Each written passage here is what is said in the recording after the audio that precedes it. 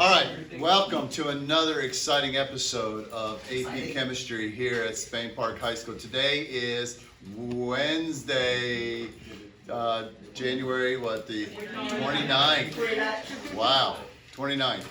And today we're going to be talking about how to calculate the rate of a reaction given experimental data. We're going to be looking at the differential rate law. There's going to be two different ways that we can express the rate of a reaction. It's with the differential rate law, and it's going to be with the integrated rate law. Today and for the next couple of days, we're going to be focusing mainly on the differential rate law.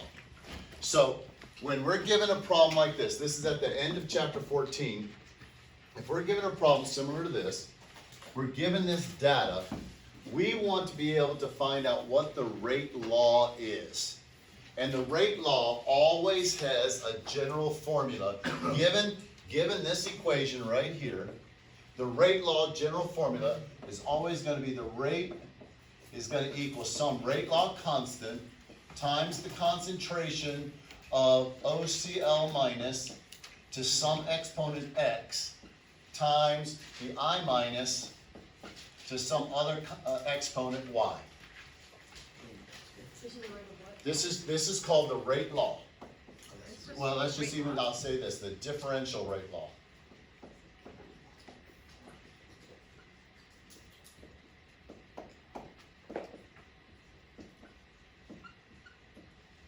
It's always going to have the general formula of the rate equals some constant K, and we're going to talk about that in detail today, times the concentration. Now remember, brackets mean what?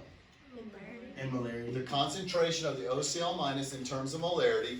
Notice that on this chart right here, they tell you its molarity is the concentrations, okay, to some exponents x and y. Now here's the qualifier. X and y can only be determined from experimental data.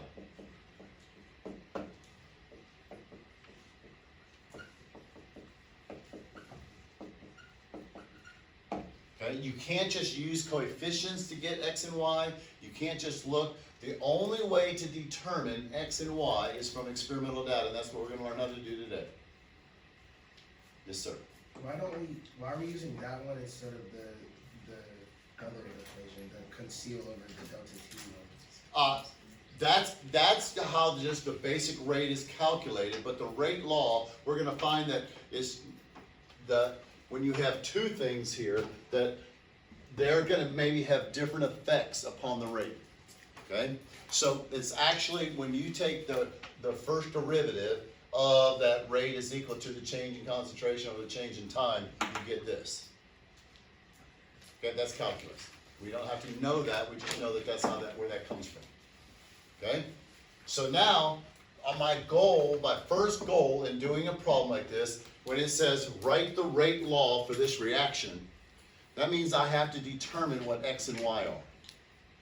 The rate law is going to be this with the actual values for x and y. Will be the rate law. So how do we do that? Before that, I have a question. Why are we using the reactants and not the products? Because the reactants are what determines the rate of the reaction, not how much the products are. Now, a lot of times we can measure the rate as far as, in this case, the iodide reacts and here in the following rate, this rapid reaction. But it doesn't tell me whether this is the rate of appearance of a product or the rate of disappearance of a reactant. It's not telling me how they measured this.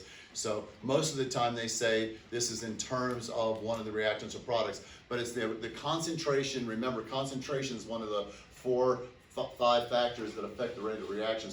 But it's the concentration of the reactants, not the products. So it's always going to be this. These are always going to be your reactants. Always. Okay? Because they're the ones that determine the overall rate. The concentration of your reactants is what's going to determine the rate. Now, there is a long way, and I'm going to give you some handout notes that kind of go through all of this eventually. But even in your book, when you for those of you that are, I know, gonna go home and probably read it tonight just to kind of stay up and just kind of fill in some gaps, okay? But in your book, okay, they're gonna show you a long way where we write out the rate law of one experiment and then the whole rate law of another one, and things stay constant, you cross them out and all that, and you end up, but we're just gonna go straight to where you end up at, okay? And so I need to figure out X and Y. I need to figure out how does the concentration change in relationship to this, and how does the concentration relate to that? Because sometimes doubling this has more than a doubling effect. Sometimes they're going to cause the rate to increase by 4, based upon what that exponent is. So how do we find the exponent? We look for the change. How are we changing things? And in any reaction, we always need to only have one variable. So notice that they're keeping in experiment 1 and experiment 2 and in experiment 3, they're keeping the I minus constant here.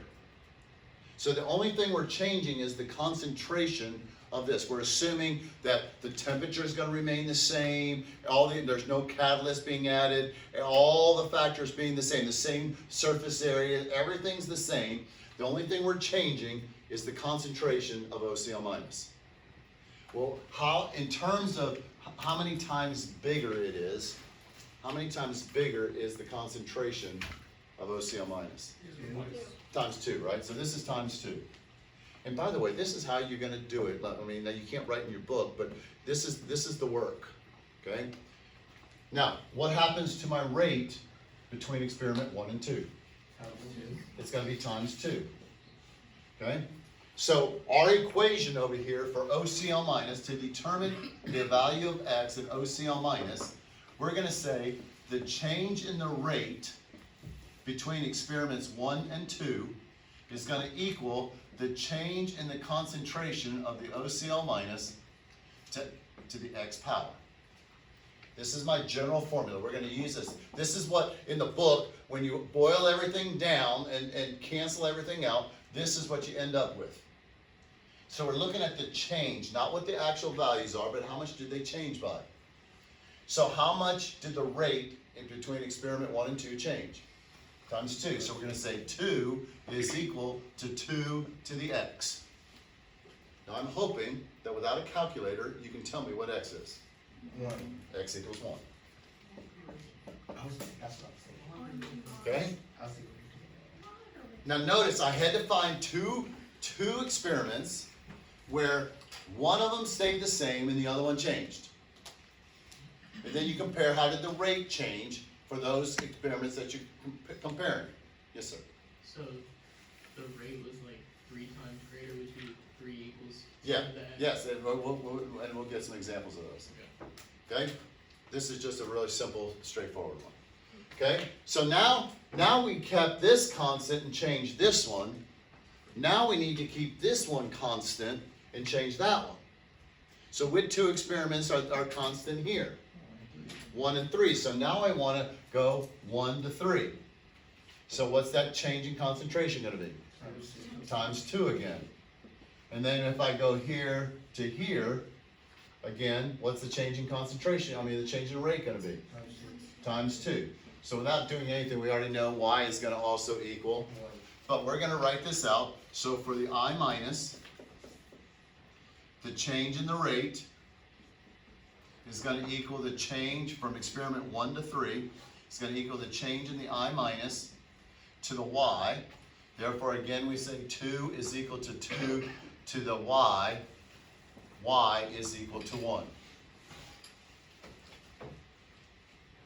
So my rate law, so the answer to part A, the rate law is equal to K times OCl minus.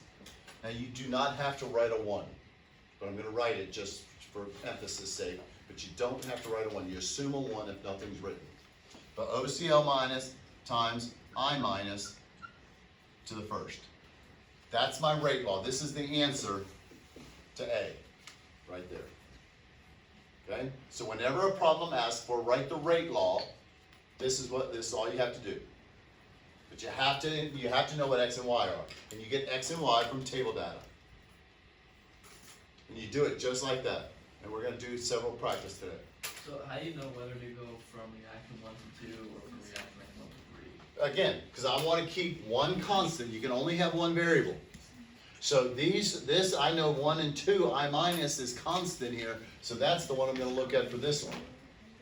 For I minus, I need to find out, well, which ones are constant here? Well, it's the same on 1 and 3 here. I got to keep it constant, so this is the only thing that's changing. That make sense? All right, so we talk about the order then of the reaction. We say then that this is first order with respect to OCl minus. We say it's first order with respect to I minus. And we say it's second order overall. The overall order is the sum of the exponents. If one of the, let's just say y turned out to be 2, there's second order, we would say it's second order with respect to I minus, and then the order would be third order overall. The overall order is the sum of the exponents. So if you need to write that in your notes, the overall order is the sum of the exponents. When you're doing like, for example, like 2 equals 2 to the x, like which number do you put where? Again, it's right here. It tells you right here. The change in the rate Oh, okay. is equal to the change in the concentration. It's always this format. Okay?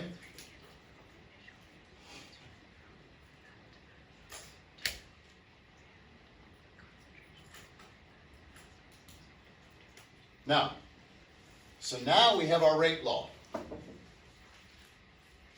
So now the next question says, calculate the rate constant with proper units.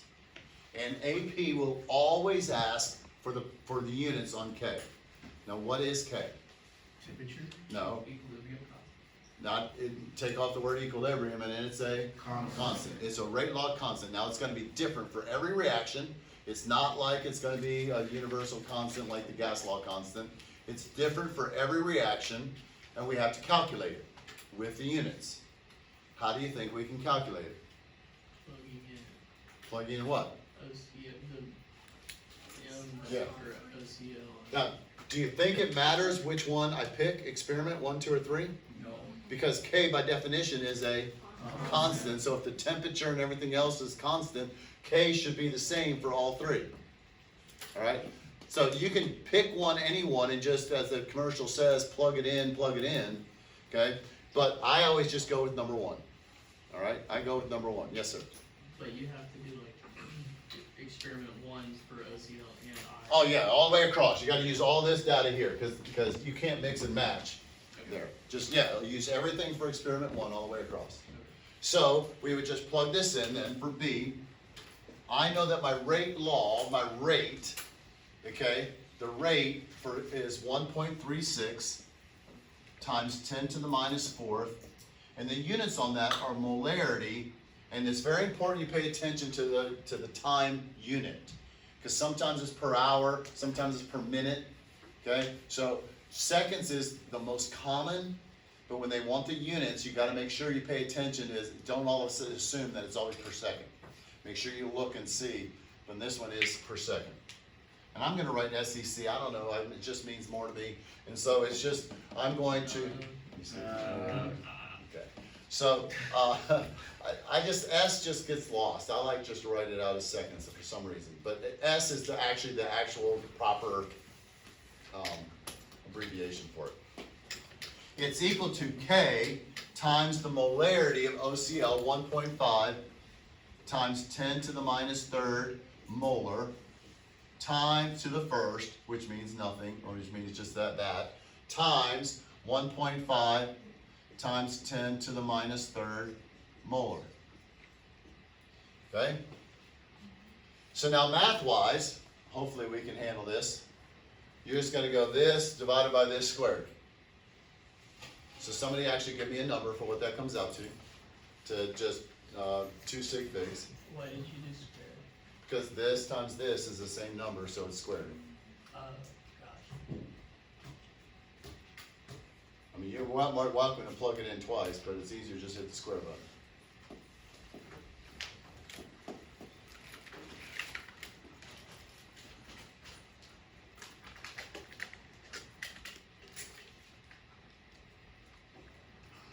That's 60.44. That look across the room, I'm trying to figure out what signal is being sent there. 60.44. Okay, I'm sorry, I got distracted. Say it again. 60.44. 60.44? Yeah. Okay, so we'll go to 2 sig figs, we'll just say 60 with a decimal point. Because there's only 2 sig figs here. So 60. Now let's talk about the units. Okay? We have a molarity. What are the units on the right-hand side going to be? Molarity squared. But the reality is that one of the molarities is always going to cancel out. So we're really just dividing by one molarity. So the unit is going to be nothing on the top, because seconds is still on the bottom.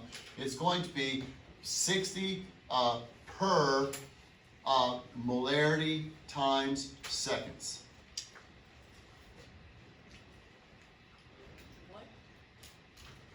Molarity and seconds are going to both be on the bottom. Okay? So it's 60 divided by molarity times seconds. So like, how would you say it? Well, I meant like, actually, never mind. You just write it just like that. I don't know how you say it. It's 60 per molar second. Now, you guys know in math that if something's in the denominator, that's the negative exponent if it's in the numerator, right? No. So we can say that this could be, sometimes you'll see it written 60 molarity to the minus 1 times seconds to the minus 1.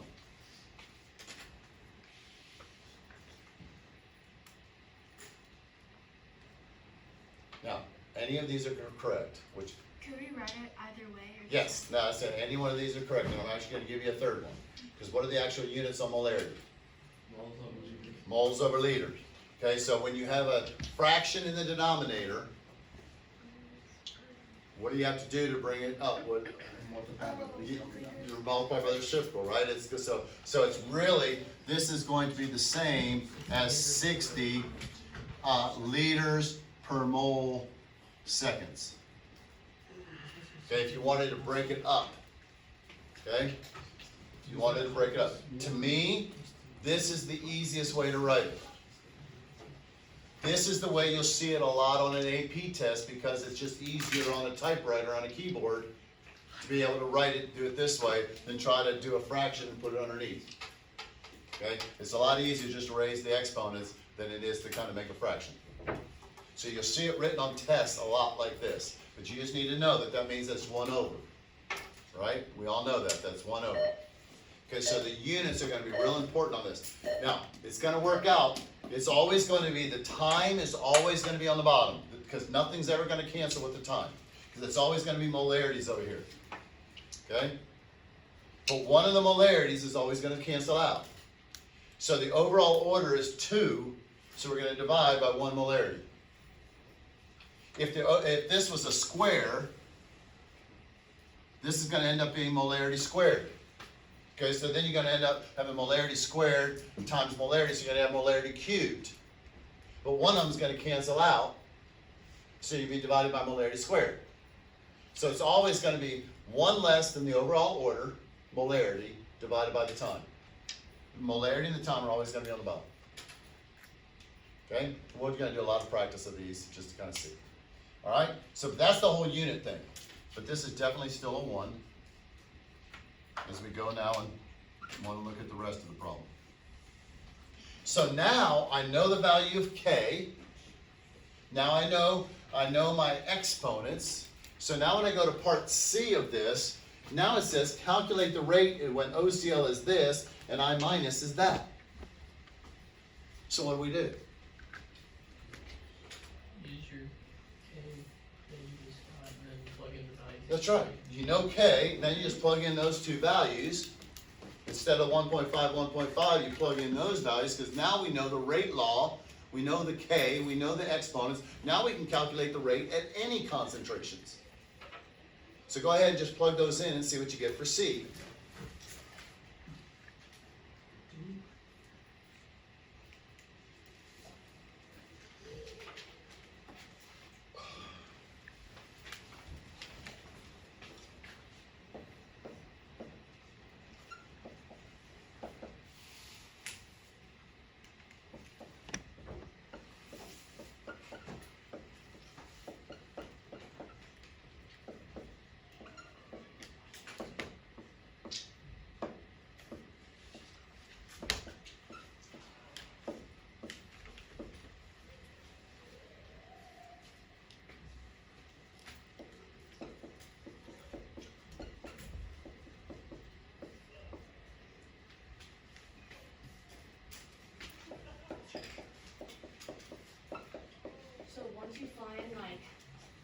way X and Y, those are, X and Y are constants, kind of, they'll always be. That's right, it's never gonna change for that reaction.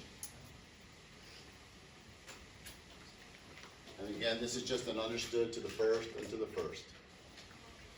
Now notice that one of the molarities is gonna cancel, so we're gonna be left with molarity per second, okay, which is what rate law is, what the rate is. So, what's the rate equal? What did we get? Something, I only heard the 0.4 times 10 to the minus 4.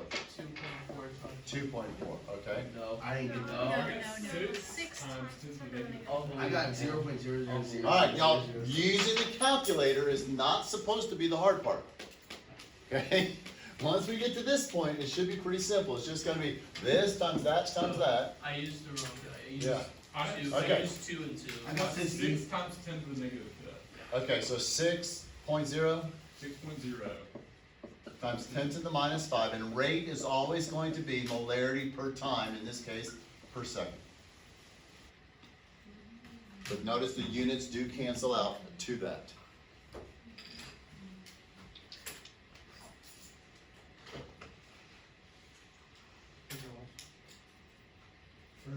For C, like, will always be the same, Same exponent, same value of k. Okay? The k is constant. For given the same reaction, once you have the rate law for the given reaction, x and y will never change. We figured that out. It's going to be the same. All you're changing is concentration. You're not going to change anything else in the system, and the rate law is always going to be the same. Okay? All right. There's a first go round.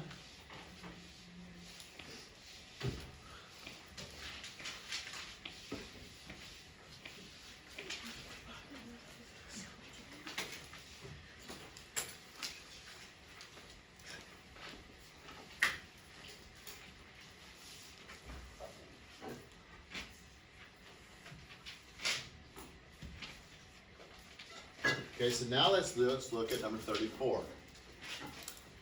We just, We did 33. my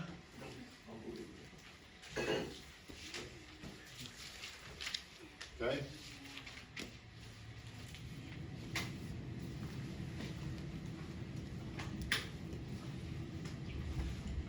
So again, the first part, determine the rate law. Well, what's my generic formula of the rate law just going to be? Rate is going to equal what? K times ClO2 in brackets raised to some power x times OH minus 2y. to some power y. Okay? That's my generic equation. Does everybody see that and why that and how that? Any questions about any of that? Yes, sir. So you don't do anything with the 2's in front of it, right? No. Okay. Coefficients mean nothing. That's why x and y can only be determined from experimental data, not from the coefficients at all.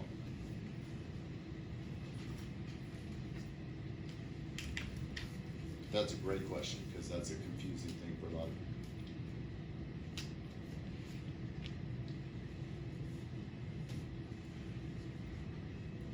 Okay? So now we have to set about using the data in the table, using table logic. We have to figure out what x and y are. Doesn't matter which one you do first, but we can only have one variable. So I'm going to go and I'm going to look, and again, it doesn't always work out this way, but notice the OH minus is constant here. So I want to compare these two.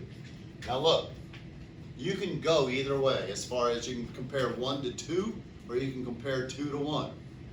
I don't like fractions. I would much rather have a whole number than a fraction, right? So I'm going to go from smaller to bigger, always. So if I'm going here, obviously 2 to 6, I'm going times 3, okay? So, but I have to compare the same way here, okay? Now, this is not intuitively obvious as far as what the change is. So how can I find the change on this? Divide the bigger one by the smaller one. Divide the bigger one by the smaller one, and I have a feeling it's gonna be 9. It rounds to 9. You know, 9, okay? So this is times 9, okay? So now I'm gonna say for ClO2, okay, the change in the rate is gonna equal the change in the ClO2 concentration to some power x. My brackets are horrible. Okay? So now my change in the rate is 9 is equal to, what's my change in concentration is 3 to the x. Now again, I'm hoping that without a calculator that you can intuitively figure out what the value of x is going to be. 2. Okay? Why did you do the, how do you put the 9 first? Because it's the change in the rate. Oh. This is the rate. Okay? That's why we write this equation out right here, so we know what values go where. Does it matter which order they go in? As far as, what do you mean, which order? Not for, As far as rate versus ClO2? Oh, yeah. Well, I no mean, matter which side of, yeah, I mean, the math would be a whole lot more challenging if you try to figure out the exponent based upon the other one. But look, y'all, change in rate is equal to the change in concentration raised to the power. The power is on the concentration in your rate law. It's not on the rate. Okay? Change in rate is equal to this. So it's going to be second order with respect to ClO2. Now we look at the OH minus. So again, the change in rate, now I like to go experiment 1 to 2. The change in rate here, now we have 2 and 3 is constant. So now I'm going to compare this. So again, this is times 3. So now I'm going to compare these. Okay? What's it going to be? I'm guessing 3. Looks like it's times 3, right? So now I'm going to say the change in rate is equal to the change in the concentration of OH minus to the Y. So the change in the rate is 3 is equal to 3 to the Y. So Y equals 1. So my rate law is rate is equal to K times ClO2 squared times OH minus to the first.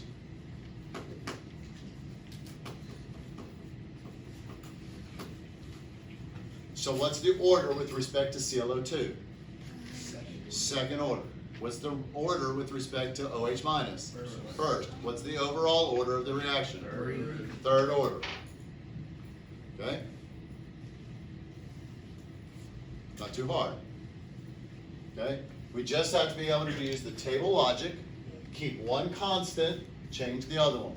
Keep one constant, change the other one. Compare how does the rate change as we change the concentration. It all depends on how the molecules have to align, how they have to collide, how many. It's really, if it's second order, that means it takes 2 molecules of that one to collide. If it's first order, it only takes that one molecule, maybe it has to decompose, maybe it has to lose an electron. Something's dependent only upon one molecule. Okay? So in this one here, one molecule of this has to collide with one molecule of that. Okay? It's second order overall. There's 2 molecules at all involved. Really, once you get to a third, the reality here is 2 molecules of ClO2 and 1 molecule of OH minus, or 1 ion, whatever, 1 particle of OH minus. They have to all collide at the same time with the proper orientation, which is very rare. So those reactions are going to be much more slow.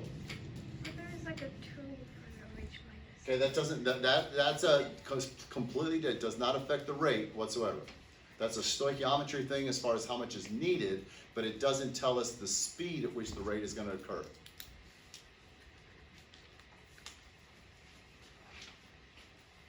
there's a lot of different factors, but once we get that rate law, now we need to go and calculate K. So how do we do K? Find K.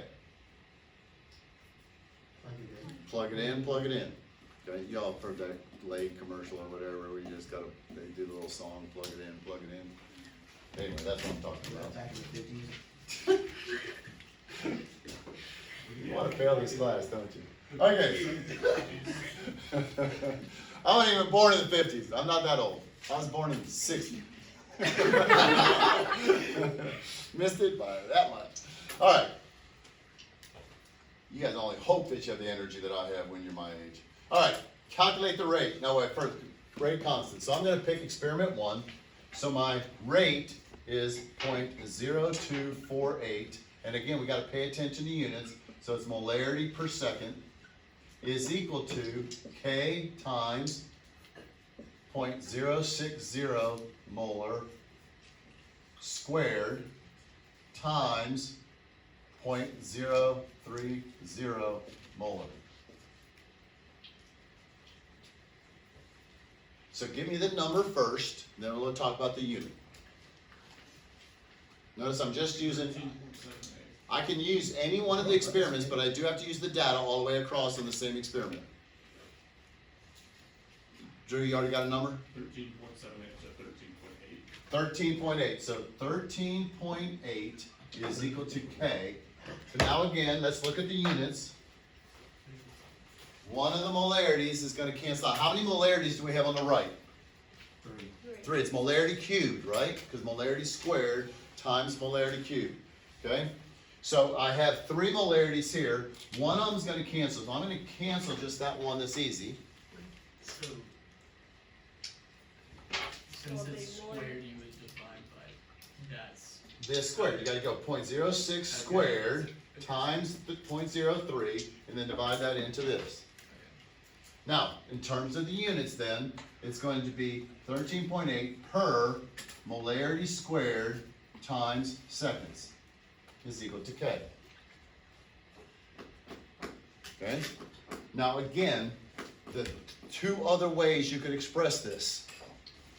It could be 13.8 molarity to the -2 times seconds to the -1 is equal to K. Or we could say 13.8 liters squared over moles squared times seconds.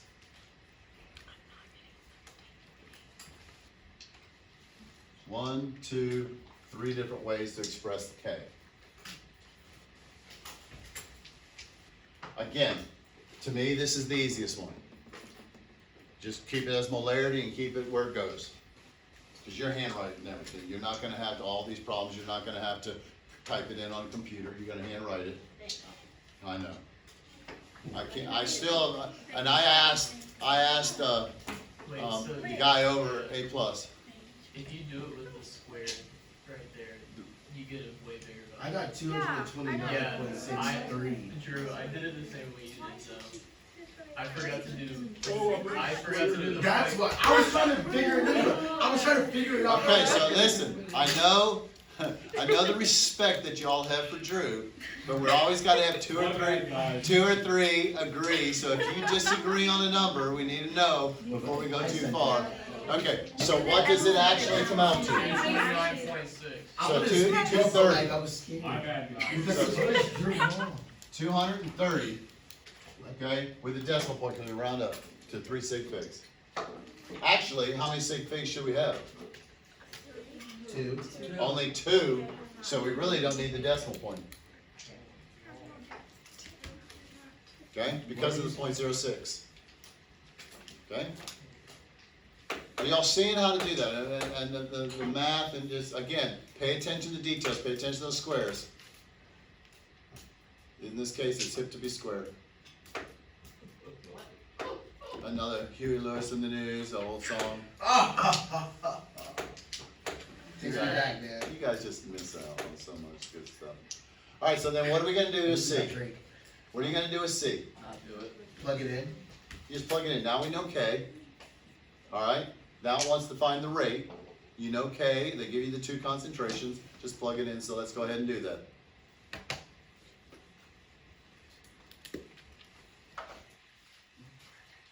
.12. Bro, can you let us write it? Right, but there is a chance he's wrong, so verify. Bro. We've already just seen he's not invincible. Yeah, Drew. You also said something.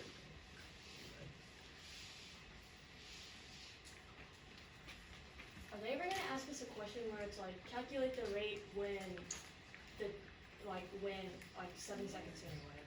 Like, when S equals 7 seconds? Isn't it? Yes, Oh. but we have to use the integrated rate law in order to be able to I do that one. Oh, yeah, cause it's.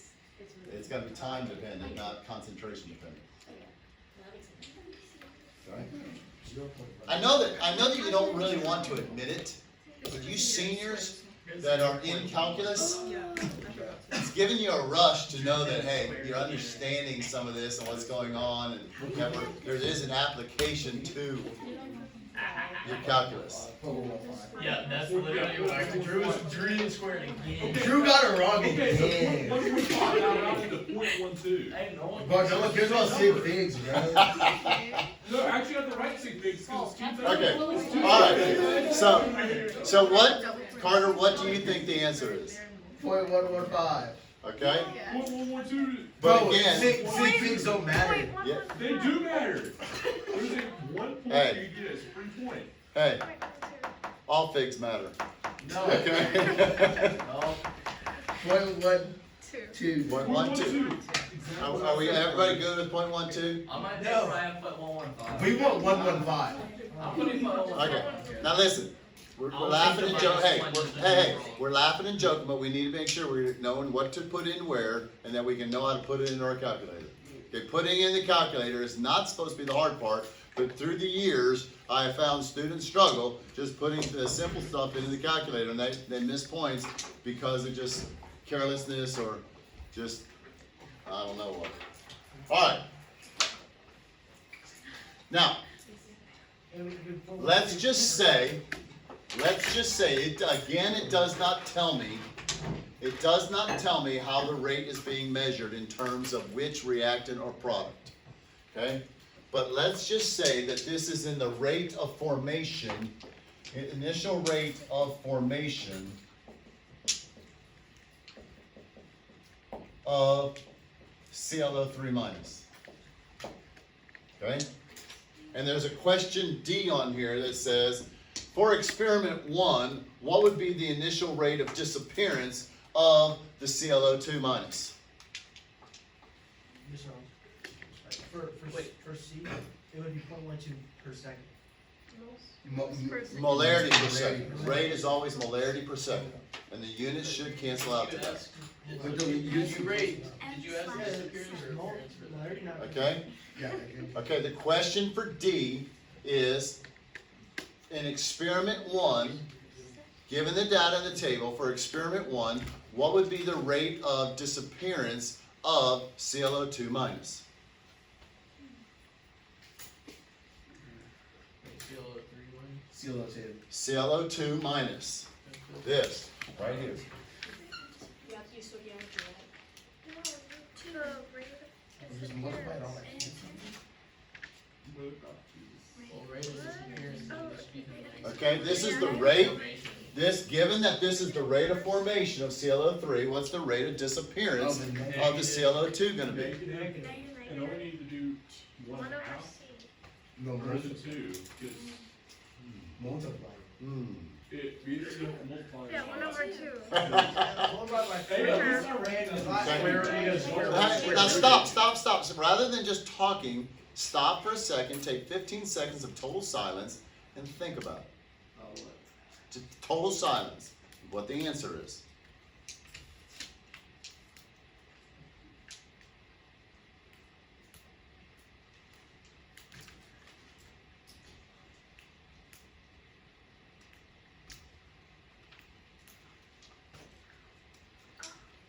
How is the rate of this disappearing gonna compare to the rate of that appearing?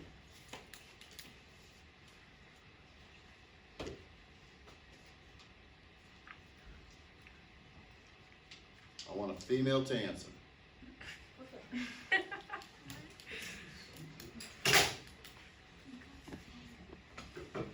Why is it It will disappear twice as fast. It'll disappear twice as fast, so the actual value is going to be what? Negative 0.4 something. Okay? I'm just using the first one. Yeah, right. 496. Okay, negative 0.0496. It's gonna be 2 times this. Because for every one of these that gets made, 2 of those are gonna disappear. So the rate of disappearance is gonna be twice that. That's the relative rate. That's what we ended up doing yesterday. That was where we ended the day yesterday. Doing the relative rate. Okay? All right. The bell is gonna ring probably in like 1 minute, okay, so hit pause on that. All right, so now we've kind of gone over all this, now it's just time for you guys to practice.